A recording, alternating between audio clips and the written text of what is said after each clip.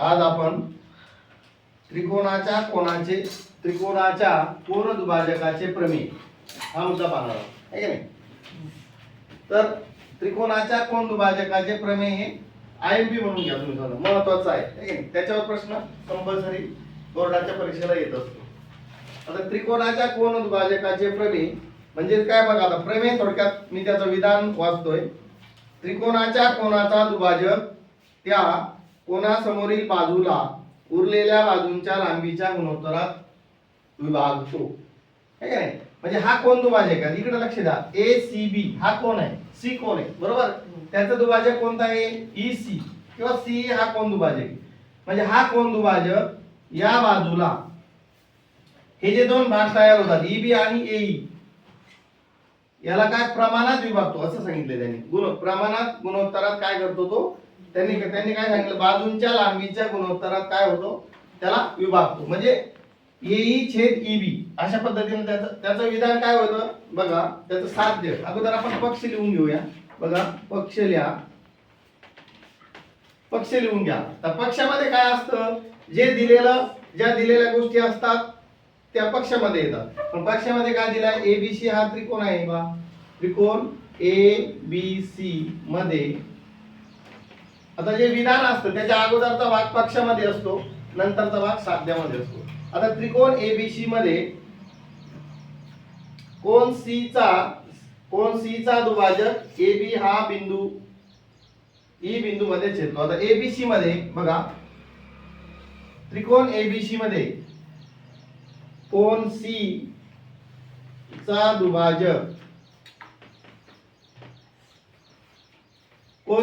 दुभाजक AB ला बघा, AB ला म्हणजे AB रेषेला बिंदू E मध्ये छेदतो. म्हणजे जे पक्ष कशाला म्हणतो आपण? जे विधान असतं त्याच्या अगोदरचा जो भाग असतो तो पक्षामध्ये, नंतरचा साध्यामध्ये. म्हणजे ABC हा त्रिकोण आहे आणि या C कोनाचा दुभाजक EC हा आहे की नाही? तर त्याला हा दुभाजक कोन दुभाजक C चा कोन दुभाजक AB या रेषेला E बिंदू मध्ये छेदतो. लक्षात आलं का? आणि मग छेदलेला हा जो AB या रेषेचं जे गुणोत्तर आहे ते कसं असतं?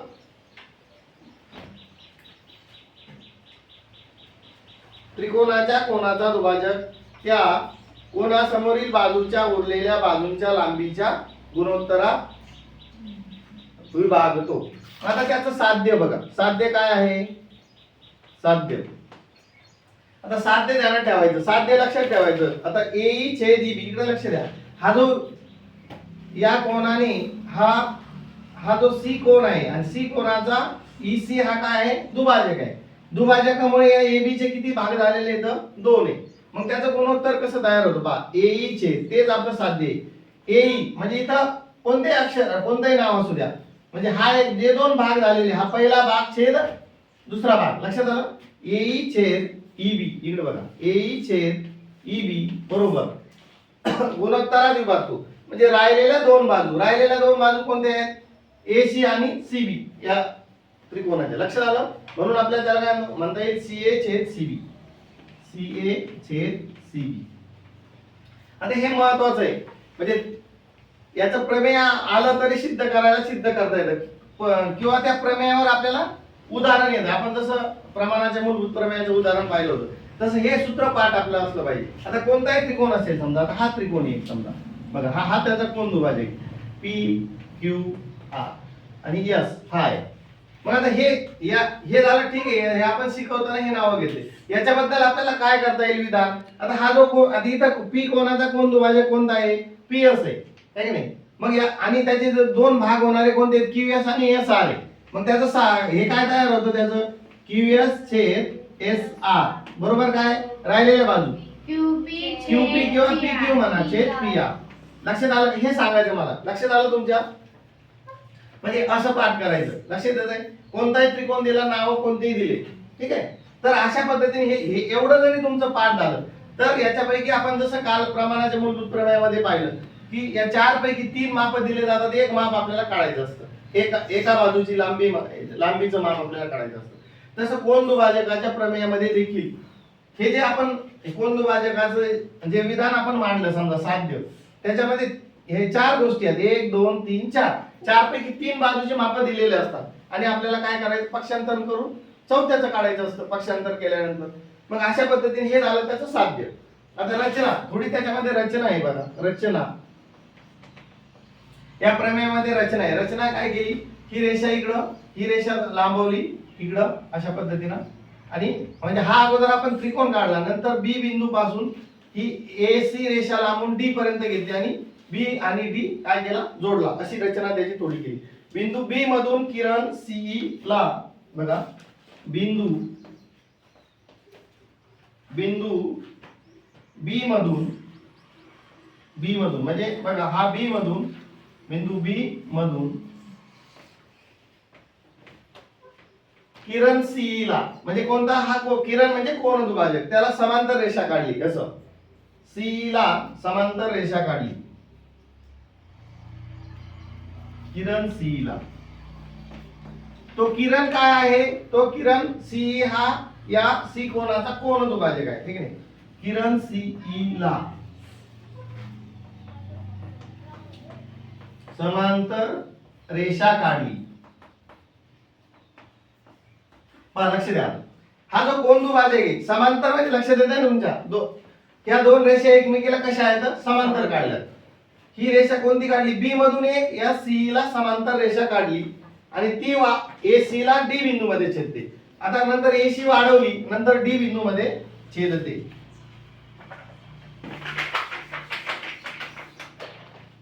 नंतर ती वाढवलेल्या एसी ला, म्हणजे ही एसी ला काय केलं आपण, वाढवलं. वाढवलेल्या एसी ला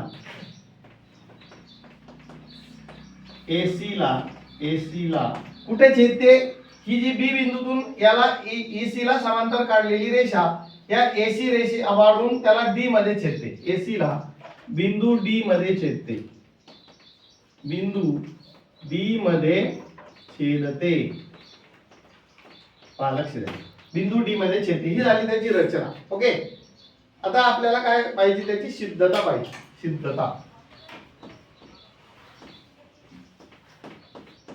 सिद्धता म्हणजे काय, पक्ष अगोदरचा भाग असतो विधानचा आणि नंतरचा भाग जो साध्य असतो तो साध्य, म्हणजे हे आपल्याला सिद्ध करायचे, त्याला म्हणतो आपण सिद्धता, है की नाही.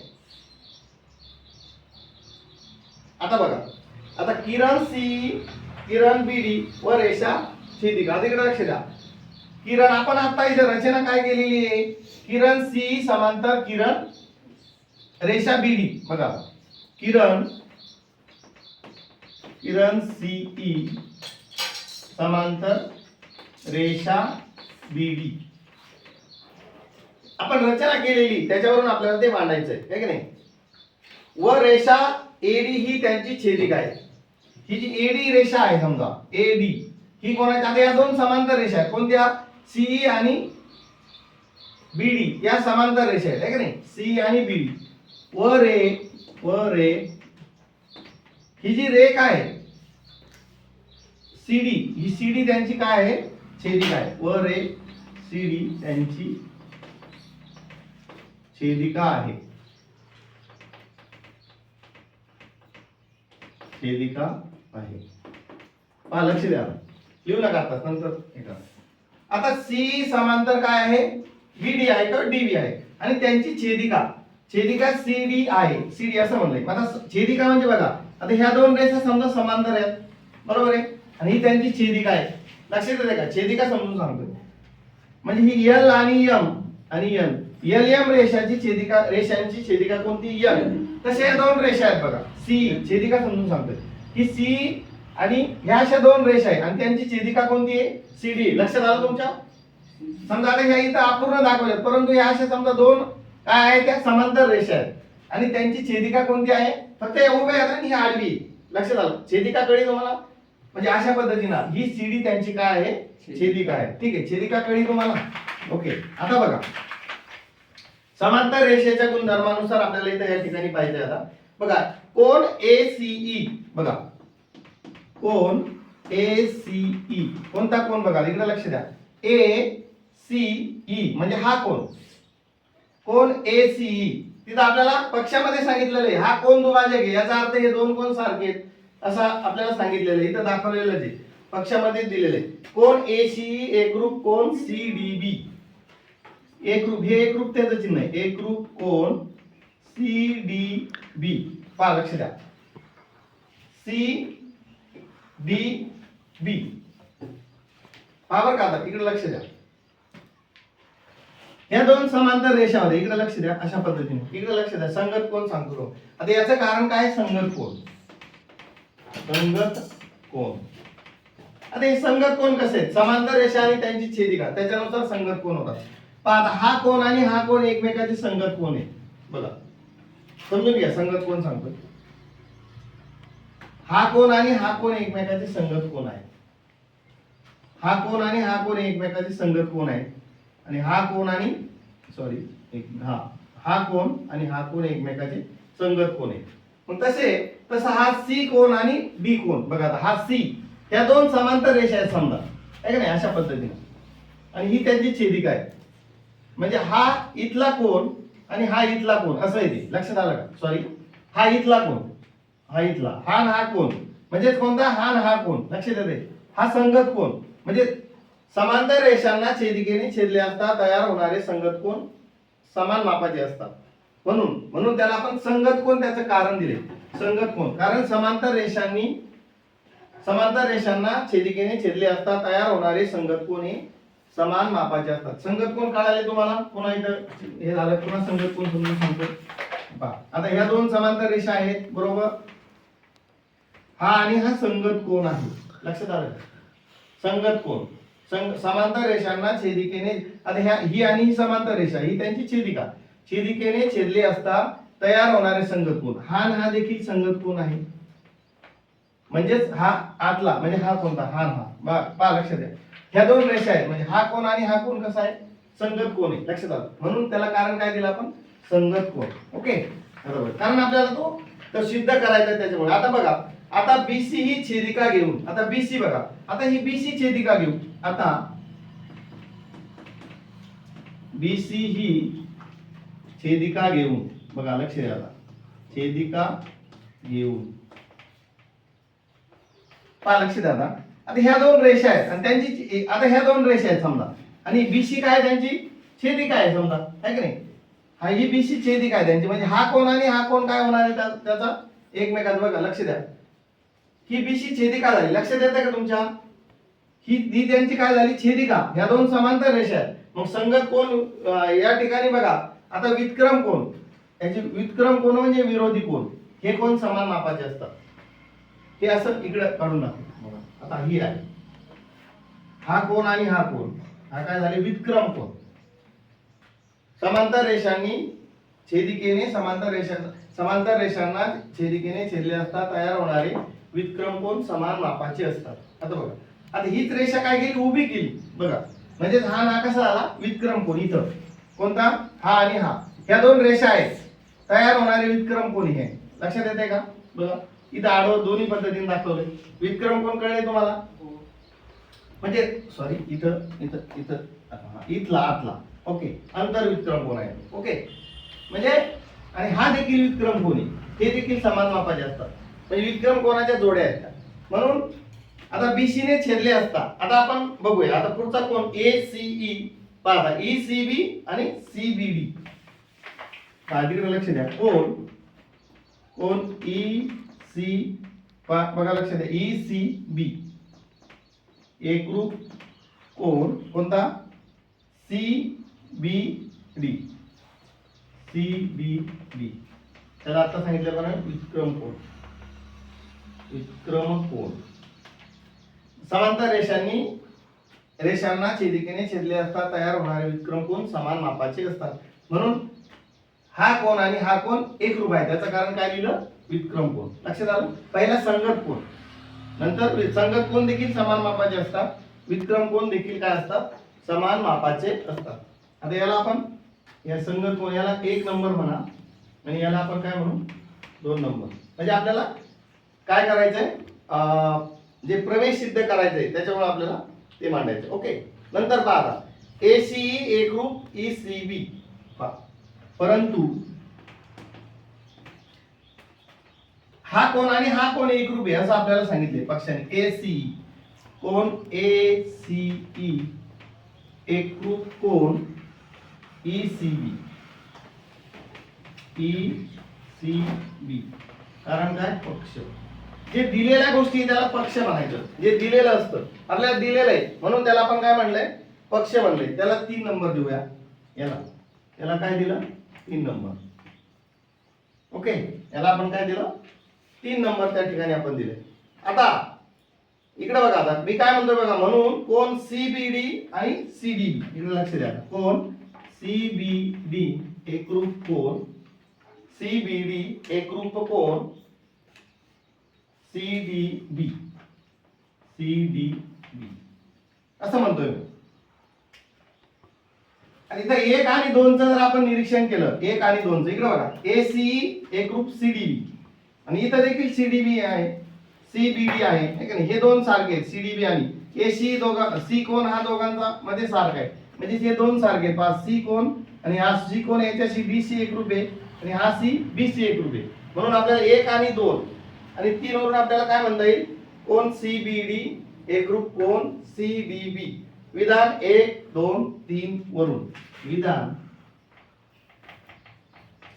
1 2 आणि 3 वरून, विधान 1 2 आणि 3 वरून.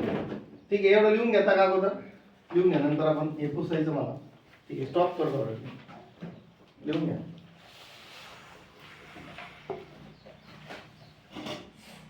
मध्ये पहा, लक्ष द्या. आता त्रिकोण CBD मध्ये पहा, इकडे लक्ष द्या. तर त्रिकोण CBD मध्ये म्हणजे कोणता? CBD हा त्रिकोण. याच्यामध्ये पहा, मी काय म्हणतो? CD एकरूप CB किंवा BC. याला कारण आहे, पहा एकरूप कोणासमोरील बाजू. पहा, हा कोण आणि हा कोण एकरूप दाखवलेला आहे. याच्या समोरची बाजू CB आणि याच्या समोरची बाजू CD. जर एकाच त्रिकोणामध्ये 2 बाजू जर एकरूप असतील तर त्यांच्या समोरील कोण कसे असतात? एकरूप असतात. एकरूप कोणासमोरील दोन्ही बाजू एकरूप असतात किंवा एकरूप बाजू समोरील कोण एकरूप असतात. म्हणून एकरूप बाजू समोरील कोण असं आपल्याला म्हणता येईल. एकरूप कोणासमोरील बाजू, कोणासमोरील बाजू. थोडक्यात इथं समजून सांगतो. आता हा कोण आणि हा कोण जर एकरूप असतील, हे दोन, याच्या समोरची बाजू कोणती आहे? ABC. थोडक्यात इकडे बघा, लक्ष द्या. या कोणासमोरची बाजू BC आणि या कोणासमोरची बाजू AC. त्या कशा असतील? एकरूप असतील. तर कोण सारखे असतील तर त्यांच्या समोरील बाजू कशा असतात? सारख्या असतात. किंवा 2 बाजू सारख्या असतील तर त्यांच्या समोरील कोण कसे असतात? सारखे असतात, एकरूप असतात. म्हणून या 2 कोणासमोरील बाजू CD आणि CB कसे आहेत? एकरूप आहेत असं आपल्याला म्हणता येईल. आता बघा, त्याच्यानंतर आता त्रिकोण ABD मध्ये हा ABD. आता त्रिकोण ABD मध्ये स्टॉप कर थोडं. त्रिकोण ABD मध्ये ABD याच्यामध्ये इकडे लक्ष द्या. हा त्रिकोण आहे, इकडे लक्ष द्या. हा त्रिकोण आणि त्याची हा जो त्रिकोण आहे ABD हा त्रिकोण आहे बघा. ABD मध्ये त्याच्यामध्ये आपल्याला बघा EC समांतर BD, EC समांतर BD बघा, EC समांतर BD. पहा, लक्ष द्या बरं का, इथं बघा, लक्ष द्या. हा त्रिकोण आहे थोडक्यात, मी तुम्हाला काढून दाखवतो थोडक्यात समजण्यासाठी. पहा, आणि ही EC आहे बघा, CE. पहा, प्रमाणाचे मूलभूत प्रमेय इथं लागू होते म्हणून ते समजून सांगतो तुम्हाला. हा D आहे आणि हा B आहे. पहा, लक्ष द्या. प्रमाणाचे मूलभूत प्रमेय आपण काल पाहिलेले. प्रमाणाचे मूलभूत प्रमेय आपण असं पाहिलं नव्हतं काल, अशा पद्धतीने. हो सर, अशा पद्धतीने. मग तेच असं समजा हे केलंय, म्हणजे काय? AE छेद EB बरोबर AC छेद CD. याला काय म्हणतो आपण? प्रमाणाचे मूलभूत प्रमेय. मग इथं BD आणि ही काय आहे? समांतर आहे, है की नाही? म्हणून आता आपल्याला प्रमाणाच्या मूलभूत प्रमेयानुसार आपल्याला तिथं मांडता येईल. ओके, बघा. म्हणून AE छेद EB बरोबर AC छेद CD. AC छेद CD. याला कारण लिहायचं प्रमाणाचे मूलभूत प्रमेय. मूलभूत प्रमेय म्हणजे प्रमाणाच्या मूलभूत प्रमेयानुसार, कारण ही याला समांतर आहे, EC कोणाला समांतर आहे, BD ला समांतर आहे, आपण रचनेनुसार काढलेले त्याच्यामुळं. आता त्याच्यावरून आपल्याला काय म्हणता येईल बघा, AE छेद EB बघा, AE छेद EB, AE छेद EB बरोबर AC छेद CB, AC छेद CB. आता इथं विधान हा हे एकरूप दाखवलेलं आहे, या विधानाला आपण 4 नंबर म्हणा. बघा लक्ष द्या, हे विधान. आता इथं काय चेंज केलंय बघा, AE छेद EB, AE छेद EB बरोबर आहे AC छेद, फक्त इथं CD च्या ऐवजी CB घेतलंय. काय घेतलं पहा, CD ऐवजी CB घेतलं म्हणजे हे दोघं सारखेच म्हणून घेतले. लक्षात आलं? हे असं मांडलं, फक्त CD मध्ये थोडं चेंज केलंय. कशावरून घेतलं ते 4 नंबर काय सांगतो, CD आणि CB सारखे, म्हणून या CD ऐवजी मी काय लिहिलं, CB लिहिलं, म्हणून याला विधान 4 वरून आपण म्हणता येईल. लक्षात आलं?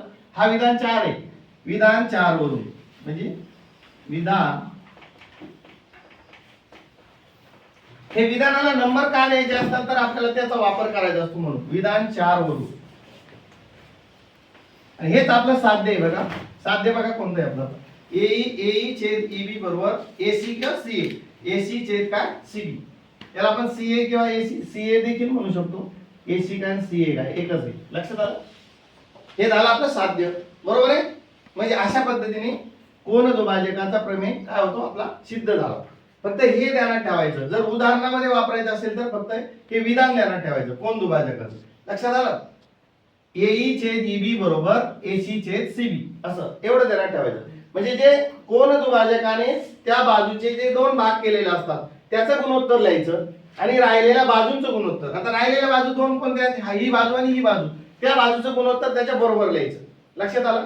असा तो कोन दुभाजकाचा प्रमेय असं सांगतो. लक्षात येते? मग आपण याच्यावर आता उदाहरण पाहू. एवढं लिहा, उदाहरण घेऊ याच्यावर डायरेक्ट अशा याच्या पद्धतीने.